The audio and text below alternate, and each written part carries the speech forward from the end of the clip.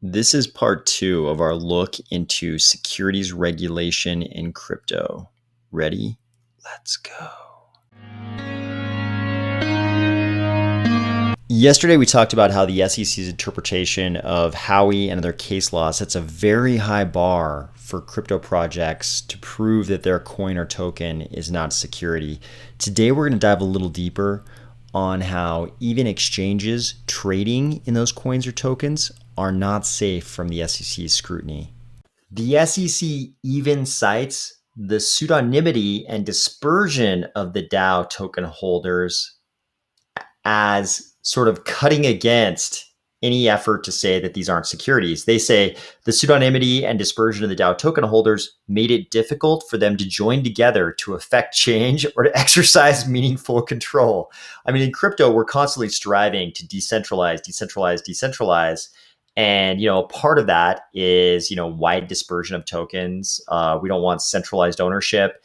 And pseudonymity is certainly a hallmark of crypto projects. And here the SEC is saying those things make it difficult for the token holders to band together and affect change. So that means they have even less meaningful control, right? It's a very high bar for them to clear.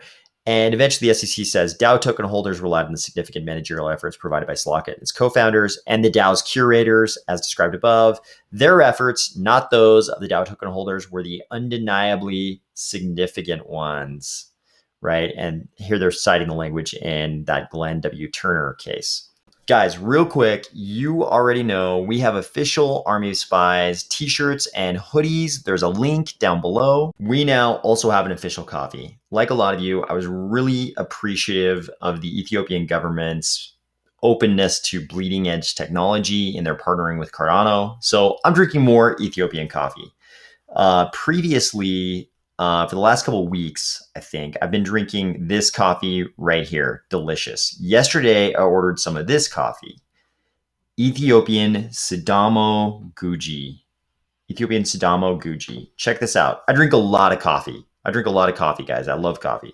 So I ordered the 5-pound bag of coffee because I'm also very savings conscious. I like to take my money and buy Cardano with it. I don't like to buy other things. I like to buy Cardano.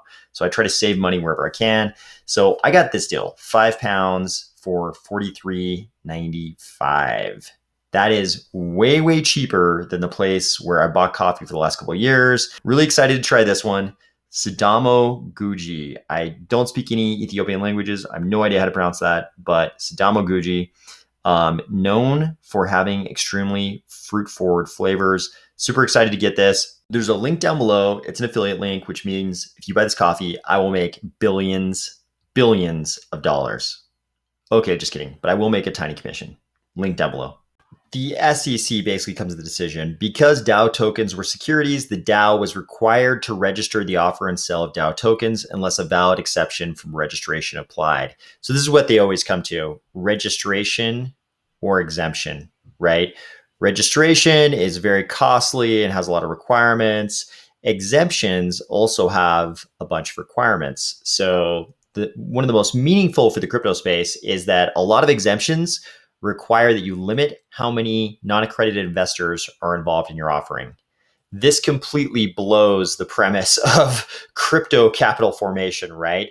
The whole reason why, not the whole reason, one of the biggest reasons why crypto was so revolutionary for so many people was because you couldn't become involved in early stage projects in the normal equities world, the normal stock world, the normal securities world, if you weren't a rich guy, right? Unless you had $1 million in the bank or you made over 200K. I don't even know what the accredited investor thresholds are anymore, but you have to be a rich guy to be able to invest in early stage projects because those projects typically are relying on an exemption from registration. Remember we said it was registration or exemption.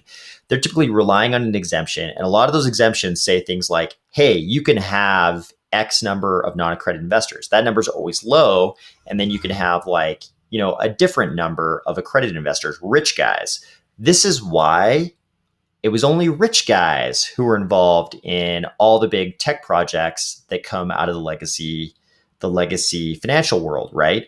All those big tech projects, you always hear about this person was an early stage investor. The reason why that person was an early stage investor in that project and you weren't is because you're not allowed to. You're not allowed to be an investor in that project unless you're an accredited investor. So this whole registration or exemption thing, it's not just like, oh, they should have registered or, oh, they should have relied on an exemption.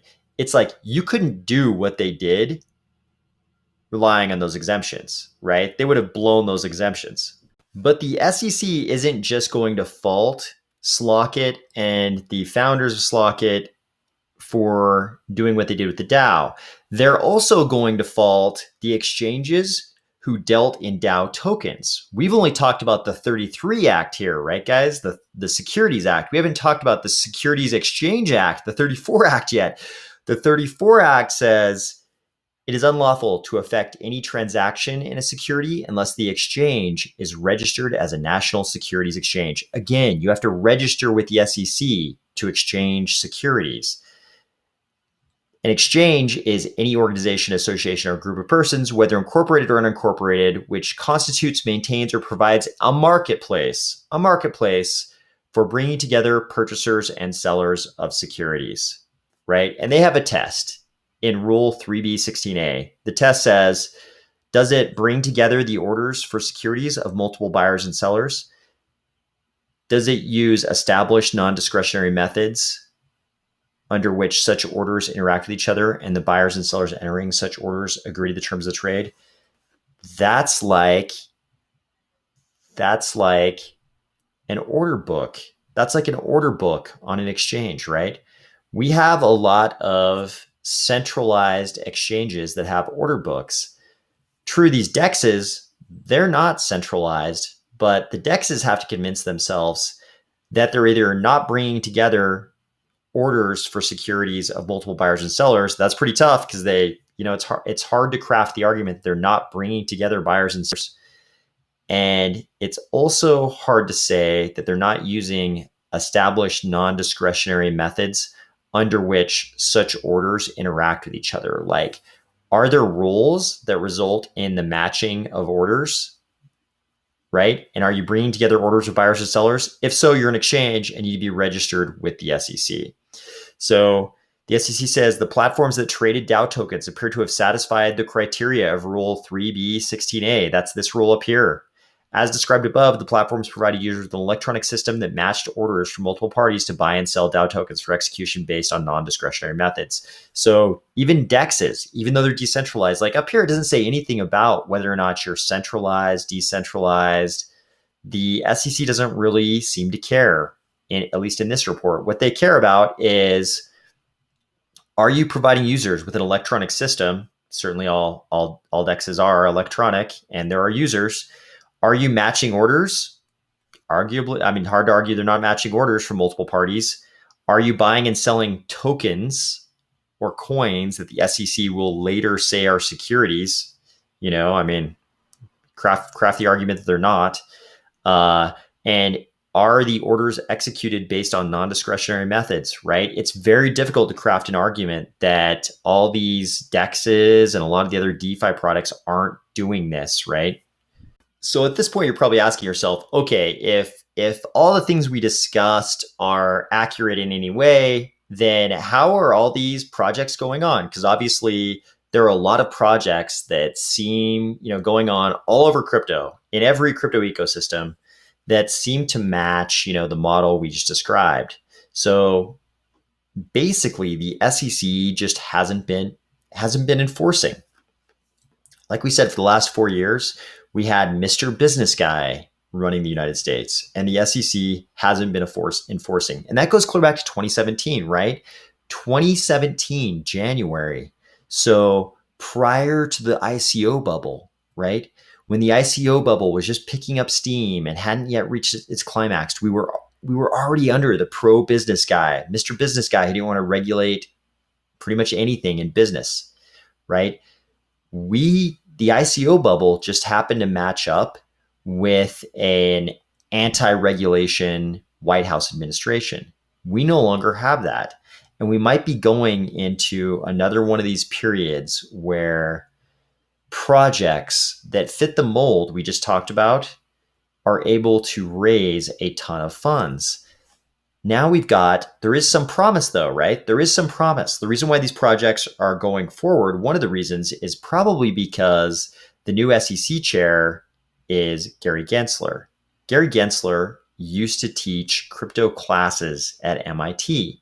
And here he gives a ray of hope, right? He's not addressing whether or not all these crypto projects are securities or not, because as we just saw, it's pretty easy. The bar is pretty high. It's pretty easy for the SEC to say that almost any crypto project is a security. But Gensler says the SEC should be ready to bring cases involving crypto. And as we go down here, we find out he says, we need to do whatever we can to ensure that bad actors aren't playing with working families' savings and the rules are enforced aggressively and consistently. So the important part there is that he's saying bad actors. They're going to go after bad actors, right?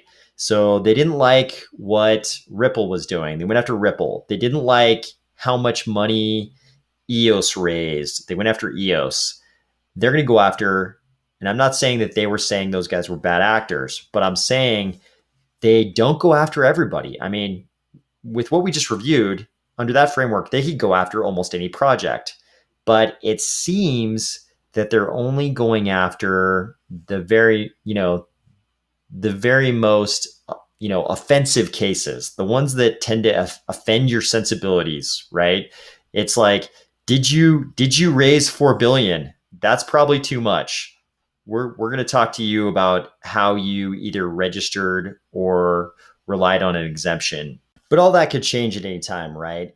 I mean, if the Biden administration decides, hey, we need to crack down on crypto, if we have another giant bubble, over the course of the next 12 months, and then that bubble pops and a bunch of people lose a bunch of money, a bunch of senators are calling the Biden administration White House and complaining that voters in their district have lost a bunch of money on crypto projects. We could easily see the Biden administration sort of instructing the SEC to crack down on crypto.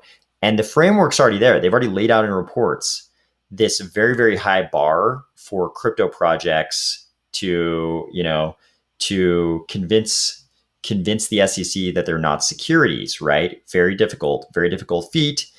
And crypto projects right now are in this position where they can go to regulators and try to get regulators to sort of give them permission, say, okay, we're okay with your project. We're not going to do anything about your project. Or they can just go ahead and ask for forgiveness later, right? There are pretty much no guarantees in either case. If they go to regulators beforehand, regulators might not be able to offer them any certainty. They might say, hey, we cannot opine that the fundraising scheme you've laid before us will be compliant with securities regulations. And if they just go ahead with their fundraising efforts, the SEC could swoop in any minute and say, hey, you weren't compliant. So very difficult gray area the crypto space is in, but we've always been here. We've always been in this space. We just got a little vacation for the last 4 years because they didn't want to regulate business. But now it's a different administration, and all these crypto projects are going to be in this gray area. And the Sundaeswap update, they didn't know when their ISO, their initial stake pool offering, was going to take place, isn't because they're being overly cautious. It's because the entire crypto space is in this very challenging gray area. And we don't really know where this is going to go over the next 4 or 8 years during the Biden administration. So interesting times for crypto. Talk to you tomorrow.